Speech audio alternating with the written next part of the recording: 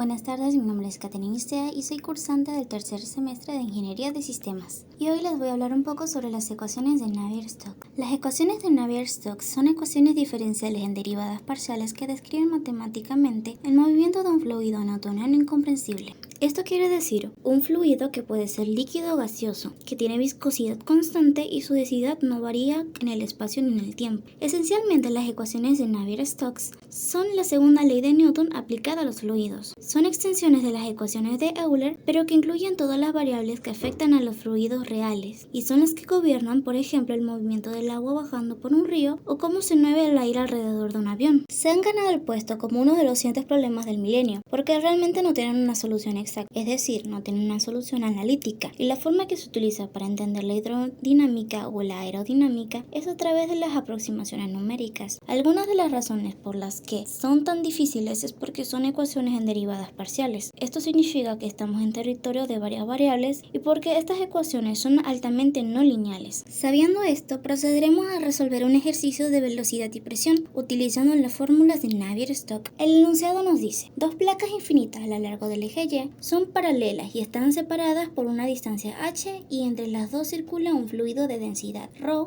viscosidad mu, conductividad térmica K y calor específico C. La placa superior está en una temperatura T sub U y se mueve a una velocidad U constante, mientras que la de abajo está en una temperatura T sub L y su velocidad es cero. Y nos piden calcular la velocidad y presión del fluido. Ya que nos han dicho que nuestra velocidad es constante, cualquier derivada de la velocidad con respecto del tiempo será igual a cero. Y teniendo en cuenta que las placas son infinitas a lo largo del eje Y, eso significa que cualquier derivada con respecto de Y nos dará cero. También resulta que me están diciendo que la placa de arriba se está moviendo con una velocidad U y por condición de adherencia la partícula del fluido que está en este punto tendrá esa misma velocidad U, mientras que la que está en este punto justo debajo del anterior tendrá velocidad cero. Ahora tenemos esta relación que es la velocidad del todo el fluido, pero esta es solo la representación gráfica. Ahora tenemos que calcularla. Para eso vamos a copiar la ecuación de continuidad para las coordenadas cartesianas x, y, z. Pero ya sabemos que v de y con respecto de y será igual a cero y que la velocidad respecto al eje x es una constante, por lo cual su derivada será igual a cero. Entonces nos queda que v de z con respecto de z es igual a cero, lo que significa que v de z dependiente de z igual a cero es una constante,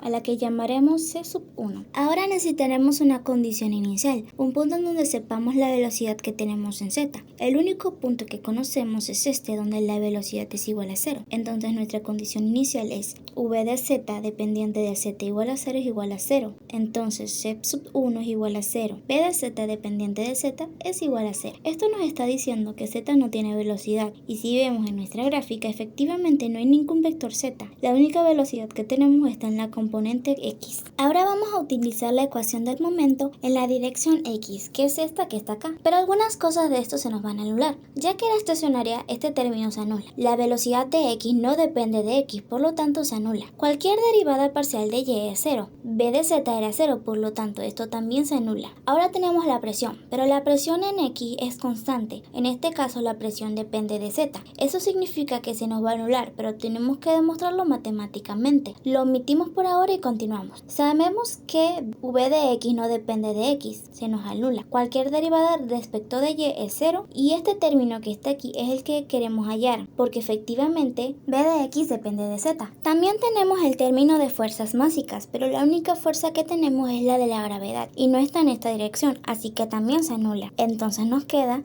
Recordando que hay que demostrar que esto es falso, seguimos con el momento de y, que sabemos que por simetría es igual a 0, y finalmente con z. Recordemos que no tenemos velocidad en z, así que todo esto se nos anula, y lo único que nos queda es que 0 es igual a este término más ρ por g, porque la gravedad está en dirección de z. Integramos esto y nos queda que ρ por g es igual a la diferencial de presión. Utilizando una condición de contorno, ya que me daban la presión arriba, por lo tanto, P de z igual a h es igual a PU y tenemos que P de z es una función de PU más ρgh.